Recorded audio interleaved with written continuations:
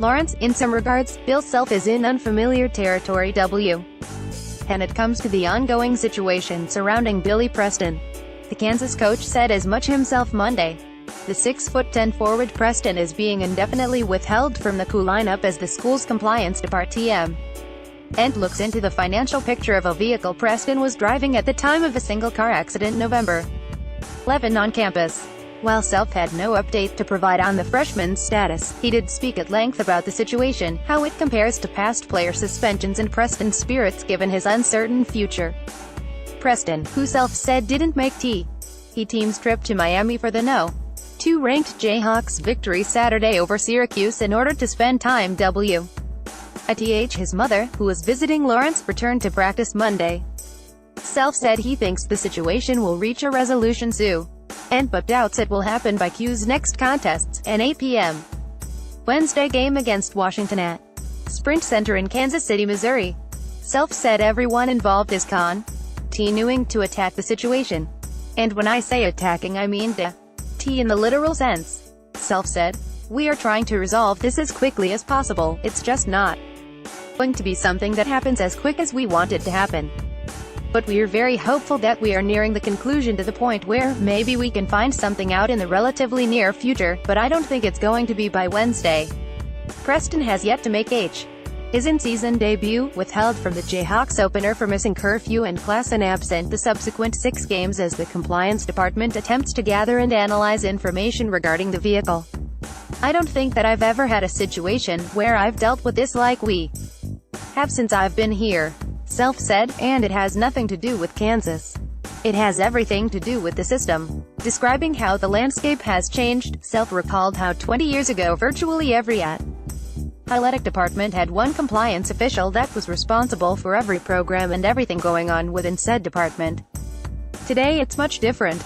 Now you have 5 to 7 compliance officials, and the mandate of the NCAA is, "We want to monitor all these things," Self said. "So I don't know that it's a lot different, I just know there are more things that have become known now than what there was before, in large part because you have the manpower to look into them where you never looked into everything before." Reminded of past investigations and eventual penalties against former coup players such as Darnell Jackson, Josh Selby and Sheikh Diallo, Self again indicated the Preston situation is unlike any other.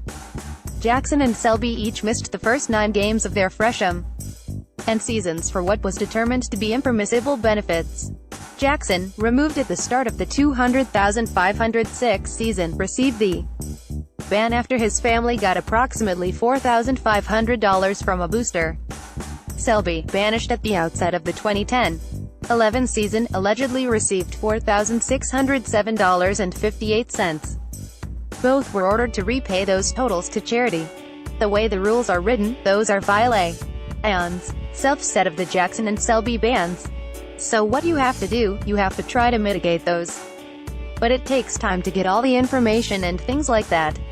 It may be easy, then, to invest on Preston also receiving a similar punishment as Jackson and Selby, who returned near semester."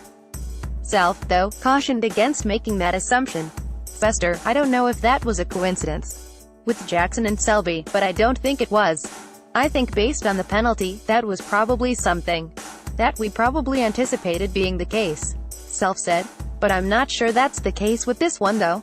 I'm not sure that has anything to do with this one other than the fact that it is something that our people have worked really hard on and we think it will come to a head soon, and hopefully it will come to a head in a way that we held him out for precautionary reasons.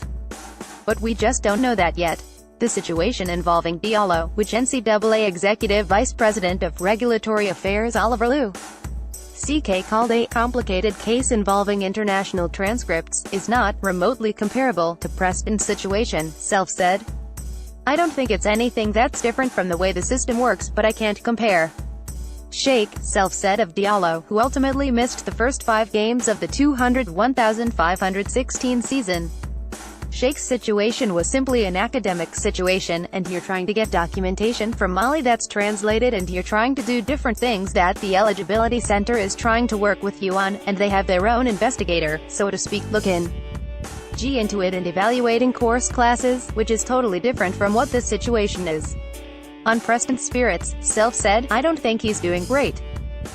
I think you'd be real surprised if anybody does great when you're in limbo like this, Self continued. I think his attitude has been really good, but just because someone's attitude is good doesn't mean they're not hurting inside. I think that's the case with him. Szczynski nearing WALKON Roku football player. James Szczynski appears likely to join the Jayhawks bench as early as Wednesday. Szczynski, a 6'7", 260-pound backup tight end, has been practicing with the basketball team and will suit up for Wednesday's game against the Huskies. 62, Self said during his weekly Hawk Talk radio show Monday, adding Szczynski will travel with the team moving forward. While Szczynski isn't expected to play meaningful minutes for Ku-70, he will be only the third big on the team's active roster and should become a key contributor in practice. I'm impressed with him as a kid, Self said. He seems bright. He's picked up some stuff, even though we haven't thrown anything at him hardly, pretty good. I think he'll know his role.